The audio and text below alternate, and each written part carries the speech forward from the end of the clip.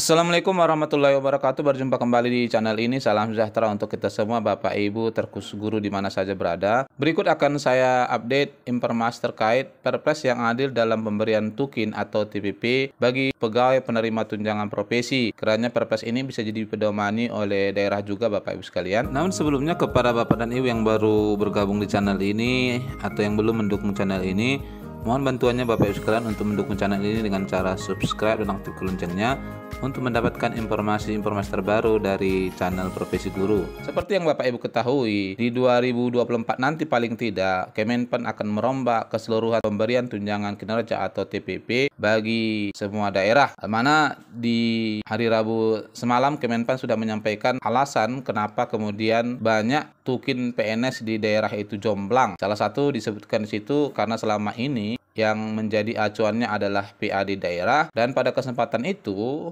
Kemenpan sudah menyatakan bahwa nanti tukin akan didasarkan oleh WTP wajar tanpa pengecualian dari BPK, kemudian juga PAD dengan menggunakan indeks reformasi birokrasi dinaikkan menjadi 30%. Jadi dari sini bisa kita katakan Bapak Ibu sekalian bahwa semua daerah nanti tidak boleh melebihi dari 30% PAD-nya untuk pemberian tunjangan kinerja atau TPP. Ini menjadi catatan tersendiri, sehingga kemudian di seluruh daerah ini diharapkan nanti besaran TPP-nya sudah sama karena menggunakan rumusan dan kelas jabatan yang sama ya. Ini sudah disosialisasikan sebelumnya oleh Kemenpan, hal mana diminta seluruh daerah untuk mengajukan pegawai baik itu struktural, administrator maupun fungsional menjadi kelas jabatan yang sesuai dengan rumusan yang dibuat oleh pemerintah. Jadi dimanapun nanti berada, kelas jabatannya akan sama. Dan dasar yang paling utama yang dipergunakan nanti adalah Undang-Undang ASN nomor 5 tahun 2014 ya, setelah nanti disahkan, serta turunannya adalah peraturan pemerintah. Malam disampaikan oleh Pak Menpan bahwa tahun depan ini sudah akan diimplementasikan pemberian TPP tukin ini ya, dengan dasarnya adalah peraturan pemerintah. Nah, hal mana salah satu kemudian data yang bisa dijadikan oleh pusat ini Bapak Ibu sekalian kalau kita lihat adalah pemberian tukin atau TPP 50% dari TPG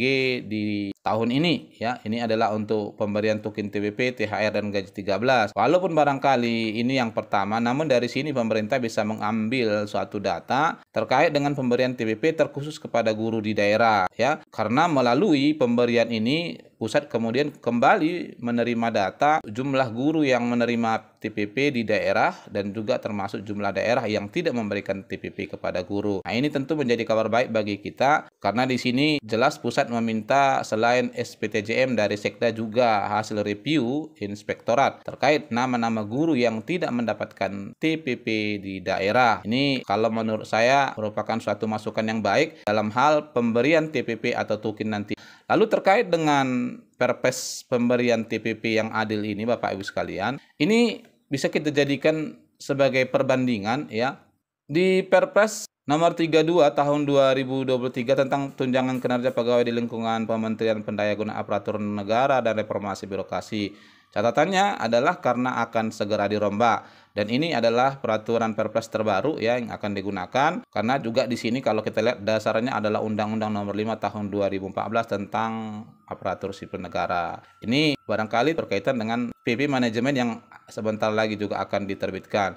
Nah, ini memang khusus untuk Kemenpan, tapi dari sini kita bisa ambil bagaimana sebenarnya pemberian TPP atau tukin di daerah. Almana kalau kita lihat memang ada daerah yang sudah memberikan TPP berdasarkan kelas jabatan, ada juga daerah Bapak Ibu sekalian yang memberikan TPP kepada guru dengan cara menetapkan misalnya 1,5 juta per bulan, 1 juta yang disamakan untuk semua golongan ya, dan ada juga yang hingga 3 juta. Namun tak bisa dipungkiri banyak daerah dengan alasan PAD-nya rendah, jumlah gurunya banyak, tidak memberikan TPP kepada guru. Ini tentu juga ya kalau menurut saya belumlah adil kepada guru-guru di seluruh Indonesia. Terkait dengan perbandingan yang saya sampaikan ini Bapak Ibu sekalian, jelas dimuat di pasal 9 ya Perpres nomor 32 ini disebutkan di ayat 1. Dalam hal pegawai di lingkungan Kementerian Pendayagunaan Aparatur Negara dan Reformasi Birokrasi diangkat sebagai pejabat fungsional dan mendapatkan tunjangan profesi, maka tunjangan kinerja yang dibayarkan sebesar selisih antara tunjangan kinerja pada kelas jabatannya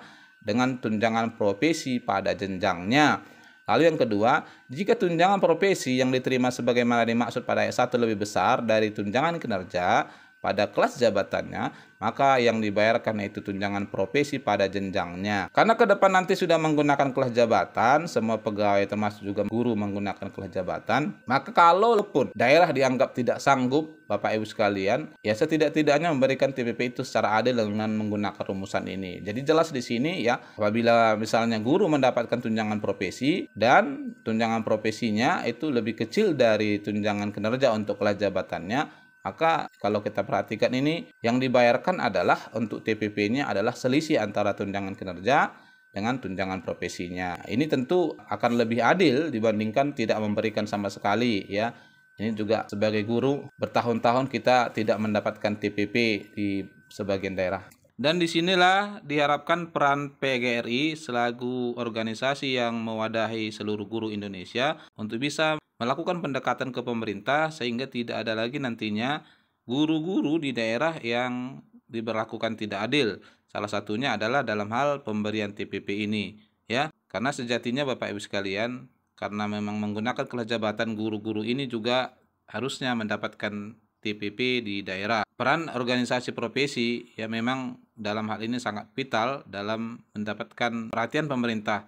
Terkhusus ini pemberian TPP kepada Bapak Ibu guru di seluruh Indonesia. Jadi kita mengharapkan ini organisasi profesi juga bisa bergerak ya, memperjuangkan hak dan cita-cita para guru sehingga tidak ada lagi guru didiskriminasi, tidak mendapatkan TPP di daerah. Hal mana kalau kita lihat untuk guru ya S1, maka kelas jabatannya itu paling rendahnya adalah di kelas 9 Bapak Ibu sekalian. Nah, di sini kelas 9-nya ya paling rendahnya TPP-nya adalah 6.775.000, paling tingginya 8 juta menggunakan rumusan BKN yang berlaku secara nasional ya. Lalu kemudian untuk 4A misalnya kelas jabatan 12, ini TPP terendahnya adalah 10.525.000 dan paling tingginya adalah 11.750. Kalau kita bandingkan pemberian TPG dibanding dengan TPP, ini jauh lebih kecil TPG. Jadi dengan adanya Perpres 32 ini juga, walau menurut saya bisa jadi pedoman bagi daerah bahwasanya TPP dan TPG itu adalah dua hal yang berbeda. Setidak-tidaknya agar guru mendapatkan juga TPP, berikanlah minimal selisih antara TPP dengan TPG di kelas jabatan sama. Nah, barangkali ini Bapak Ibu sekalian sebagai perbandingan untuk kita sebelum nanti berlakunya pemberian tukin untuk semua kelas jabatan. Kiranya kita berharap daerah juga mempedomani ini ya, karena kalau tidak ada aturan resmi dari pusat, ini juga nanti akan jomblang juga bagi guru-guru di daerah. Semoga kiranya bermanfaat. Wassalamualaikum warahmatullahi wabarakatuh.